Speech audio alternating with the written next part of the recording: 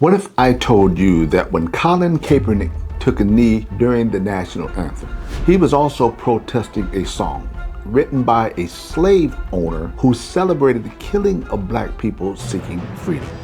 What if I told you that the third verse of the national anthem, the verse they never taught us in schools, literally mocks enslaved people who died fighting for their liberty? This isn't just about a football player taking a knee. This is about the ugly truth behind the song that millions of Americans sing with their hands over their hearts, and why they've hidden the real Francis Scott Key from our history books. Now, before I expose the shocking racism behind the Star-Spangled Banner and show you exactly what your children and your grandchildren are pledging an allegiance to, make sure you hit the subscribe button. We're building a community of truth tellers who refuse to let the whitewashed history continue.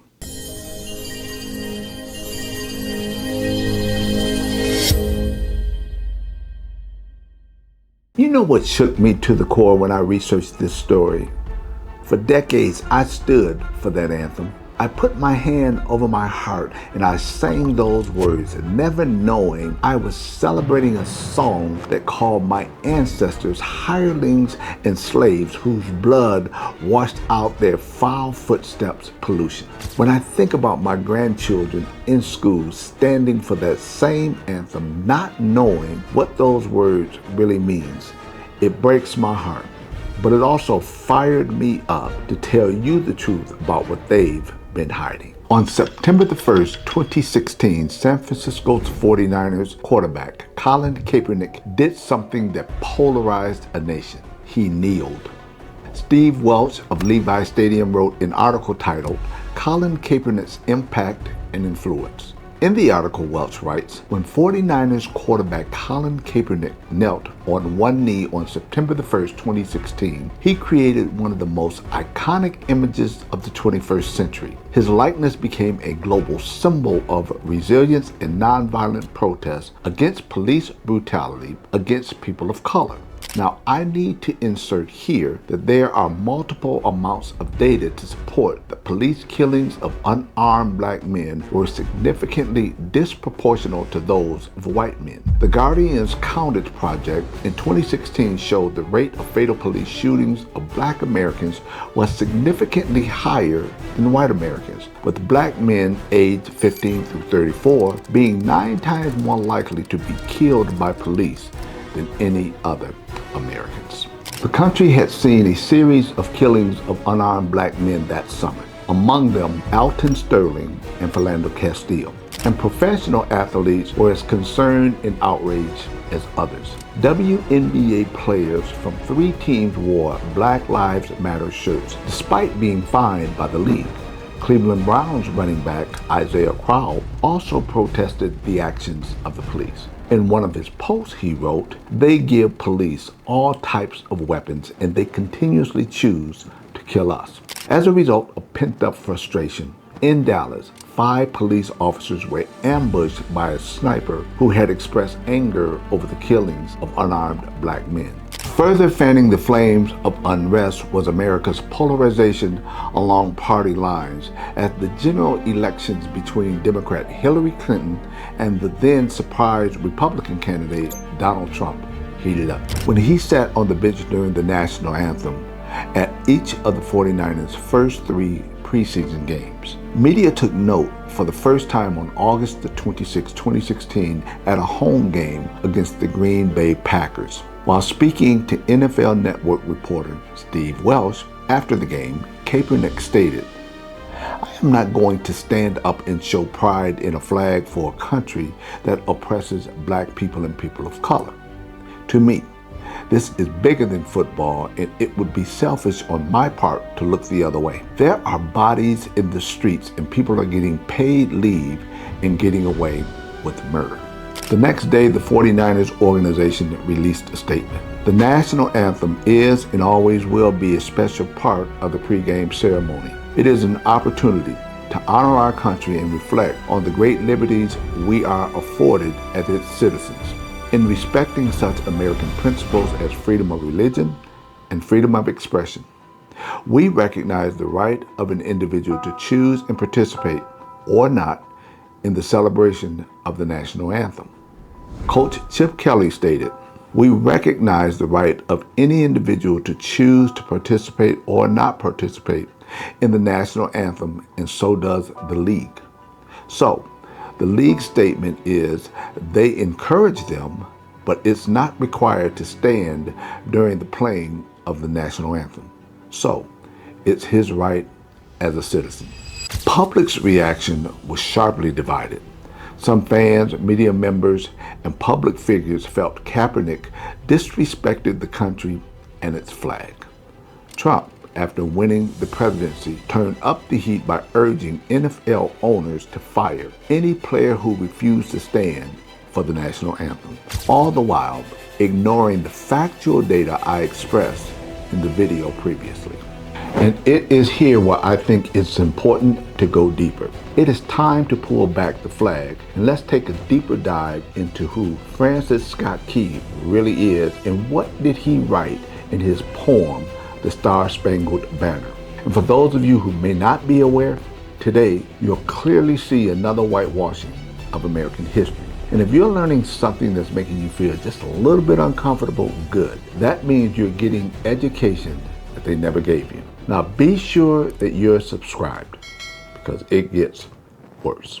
Francis Scott Key is best remembered as the author of the Star-Spangled Banner, the song that later became the national anthem of the United States. For generations, his name has been celebrated as a symbol of patriotism, honor, and resilience. His poem, written during the War of 1812 after witnessing the bombardment of Fort McHenry. Born in 1779 to a wealthy Maryland family, Francis Scott Key was a product of the Southern plantation culture that depended on slavery. Like many members of the American elite, Key benefited economically and socially from the institution of human bondage. He inherited enslaved people from his family and kept them throughout his life. His views on race reflected the belief that African Americans were inherently inferior and destined to remain in servitude. Although Key sometimes expressed paternal concerns for the spiritual well-being of enslaved people, his actions revealed a clear desire to maintain the racial hierarchy. He supported the American Colonization Society, which promoted sending freed black people to Africa rather than integrating them into American society. This demonstrates his fundamental belief that blacks and whites could not coexist as equals in the United States. Instead of advocating for emancipation and inclusion, Key believed that the solution to slavery was removal and exclusion. His stance aligned with the broader white supremacist ideology of the 19th century, which sought to deny African Americans a rightful place in the American nation. Key's racism extended beyond personal ownership of enslaved people. It shaped his public career as well. As the district attorney for Washington, D.C. from 1833 to 1841, he actively pursued cases against abolitionists and sought to suppress anti-slavery sentiment. He believed abolitionists were dangerous radicals who threatened the stability of the nation by questioning slavery. As a lawyer, Francis Scott Key often represented the interests of slaveholders. His cases reveals his commitment to protecting the institution of slavery at the expense of Black Americans' freedom and dignity. He defended enslavers seeking to maintain ownership of human beings, reinforcing the legal structures that kept millions of people in bondage. One of his most notorious cases involved a black man named Mahala, who sued for freedom. Key argued vigorously against granting freedom, using racist justifications to insist that black people are not suited for liberty in the Americas. Even Key's most famous contribution to American culture, the national anthem, contains elements of racism. While most Americans only sing the first stanza of the Star-Spangled Banner, the lesser-known third stanza includes lines that celebrate the defeat of enslaved black people who sought freedom by joining the British.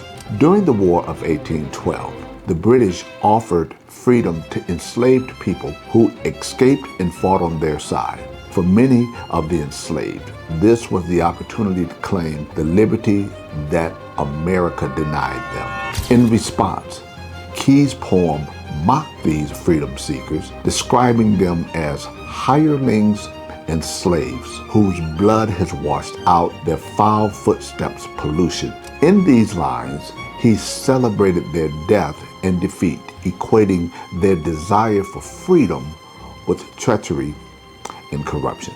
For those of you who never read the full version of the Star-Spangled Banner, here is what Francis Scott Key wrote in the third stanza.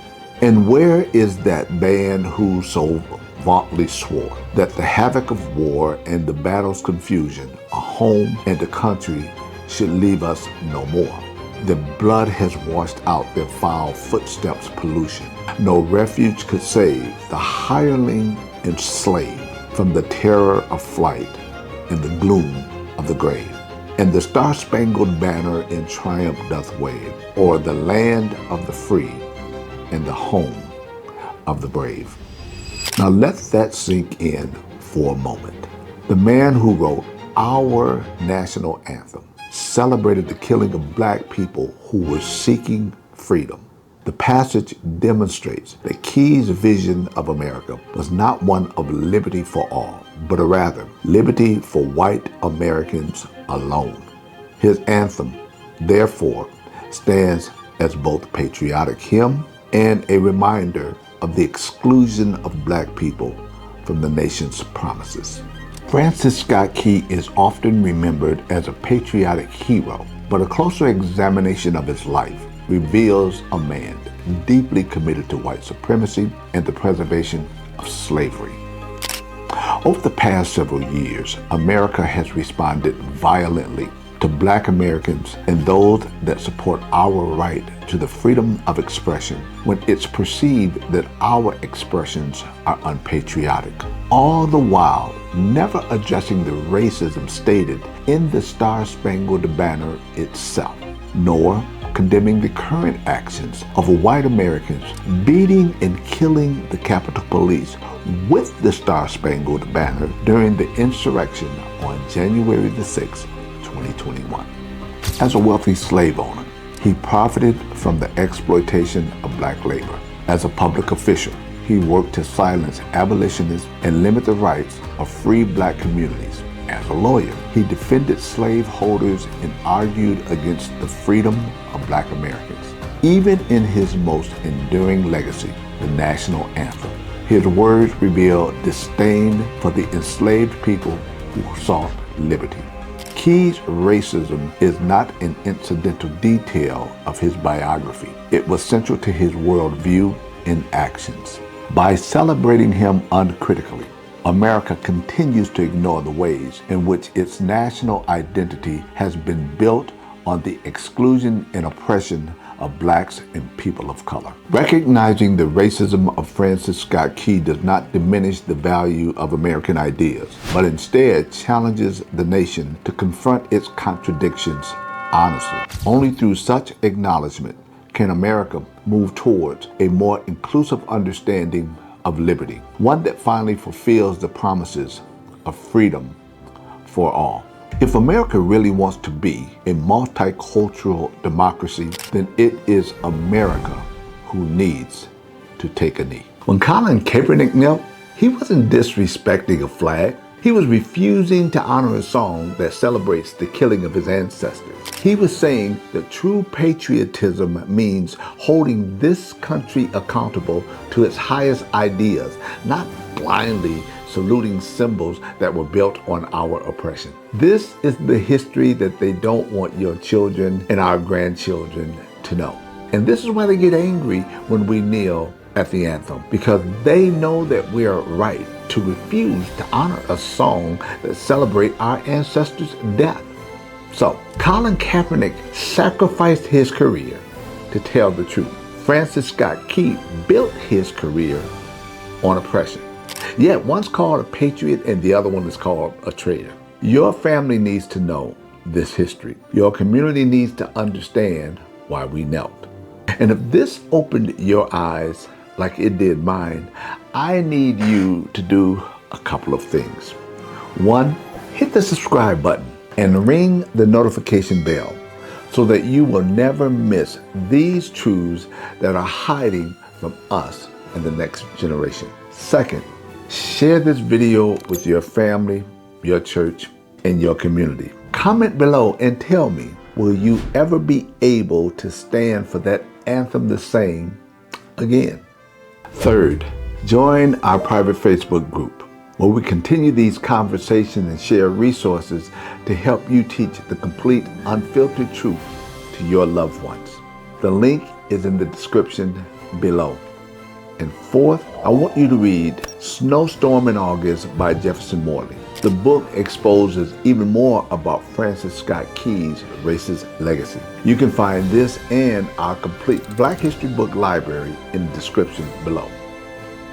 Don't let them lie to your children anymore. And don't let them call us unpatriotic for refusing to honor our own oppression. Subscribe, share, and join our community of truth tellers. I'll see you at the next video.